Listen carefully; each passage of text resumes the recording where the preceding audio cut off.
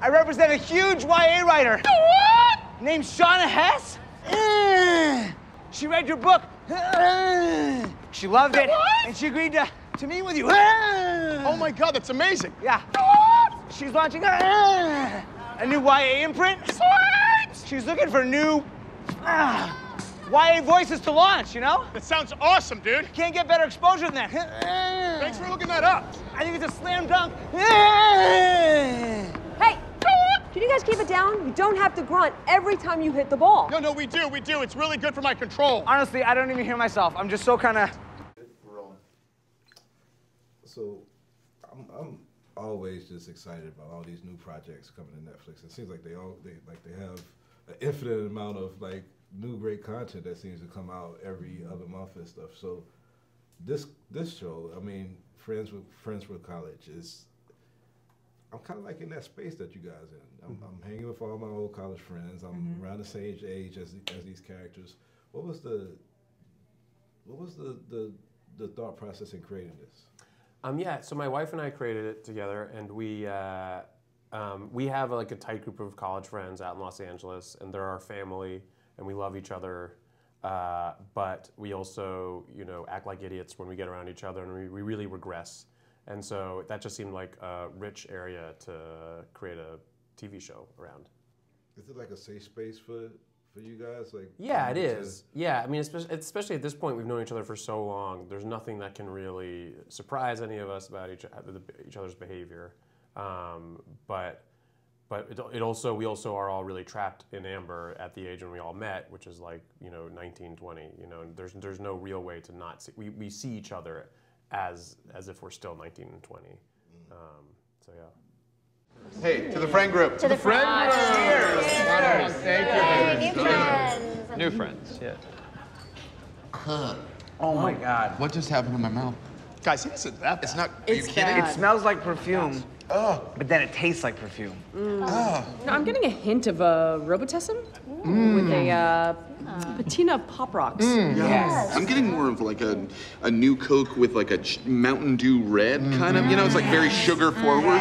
It's like it doesn't want to be in your mouth. Yeah. It is fighting. It's fighting. Great. It feels like I'm in a bubble bath, and I dipped my head under the water, and I choked.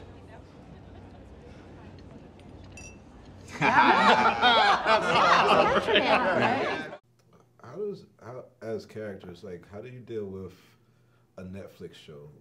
People see like the whole season at a time, as opposed to like when people are like kind of like growing with the character at a day, and then they learn this new reveal. Is it different for you as a character? You feel like the audience treats you different as fanfare because they see it at one time, or?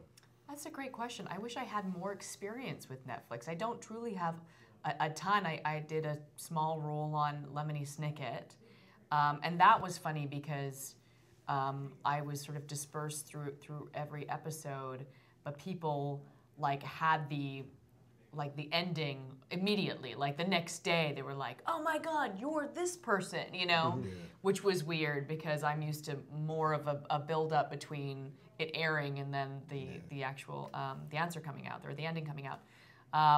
But I don't know. I think the only experience I have is that, and then also being on How I Met Your Mother, and I'll meet people who like just finished watching like the entire series in like a weekend, and it's like this. Oh my God, you're here, but you were there, and they were so it's a lot of information. So, but I don't know how much they actually retain. Like I don't know if they just move on to something else, or if the shows or the projects are more beloved. I'm not sure, but this will be an interesting experiment. But I think people just watch it and absorb it more, but I don't know if it stays with them maybe as long as the other shows. So, are you ladies guests of the hotel? We're here on business. Oh, what kind of business? I am model. Is that right? Oh, tell us a little bit about that. Tell us everything about your life in your country. Yes, I will do. I am model, and I am also singer. We're singer models. We're singer models, yes. Oh, well, if your voices are as beautiful as your figures, then we're in a lot of trouble. Oh, these are wonderful men. The Americans, America! What's the first show that I mean, because everybody goes to Netflix now to binge watch. Mhm. What's the first show that you ever binge watching? Are you binge watching anything now? I mean, the first thing I really binged, like stayed up late watching, was Peaky Blinders on Netflix that I absolutely loved. I mean, I think that kind of the experience of having a show on Netflix, it's very different for the viewer because they can watch them all at once, they can watch a couple at a time, one at a time, they can watch 10 minutes at a time, whatever they want. I think on my end, you know, as an actor, it doesn't change kind of how I approach the work or what I do on set, but it definitely is a unique and completely different and customizable experience for the audience, for sure. Yeah, it changed the writing process definitely. Like we looked at the season, we wanted it to feel like a 4-hour movie more because people are going to watch it in a row.